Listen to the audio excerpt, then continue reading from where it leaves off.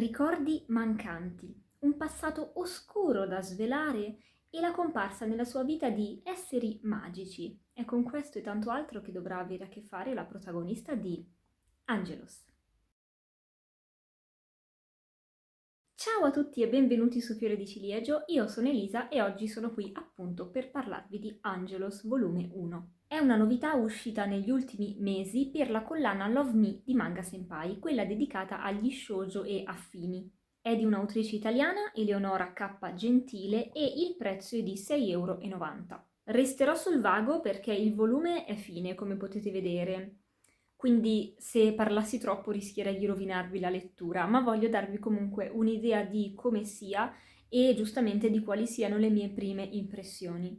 La protagonista è Venus, la conosciamo quando è ancora una bambina, già nelle prime pagine del volume. La ritroviamo 16 anni dopo in un contesto completamente diverso. Non sappiamo come sia finita lì, cosa ci faccia, cosa le sia successo negli ultimi anni. La vediamo però che esce di casa e si ritrova ad essere seguita da un uomo misterioso, incappucciato. Per nascondersi da lui entra nel giardino di una villa ed è qui che incontra Twyla e Hades, il ragazzo che vediamo in copertina al volume. La accolgono, ma sembra che loro la conoscano già.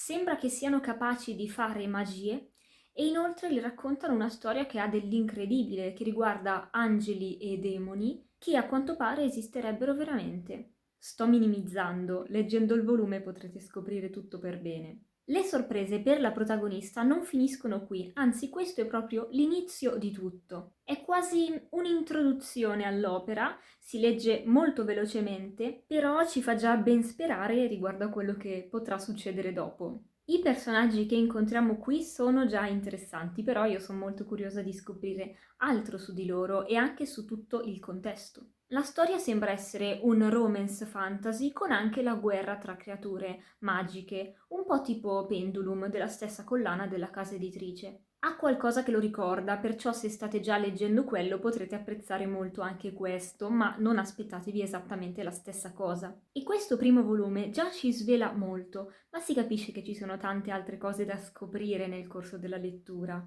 Cosa sia successo alla protagonista, ma anche chi siano tutti gli altri personaggi che vediamo, cosa vogliano da lei. Non è ancora chiaro chi siano i buoni e chi i cattivi, e io sono molto curiosa a riguardo. E poi voglio anche scoprire con chi ci sarà questa possibile romance. Posso immaginare che sia lui, ma non lo so, siamo all'inizio e c'è tanto da scoprire. Fantasy, guerra, angeli, se non vi ho convinti a dargli un'opportunità così, non so più cosa dire.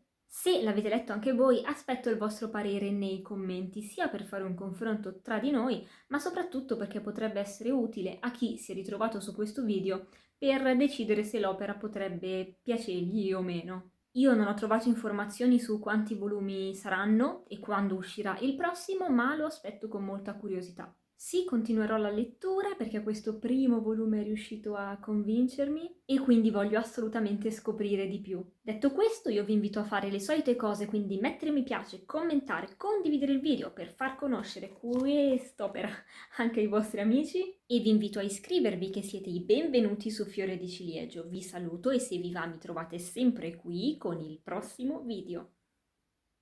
Se lo avete letto anche voi, aspetto il vostro parere nei commenti per fare un confronto. Se l'avete letto anche voi, aspetto il vostro parere nei commenti per fare ma anche perché potrebbe essere utile a chi si è ritrovato su questo video per capire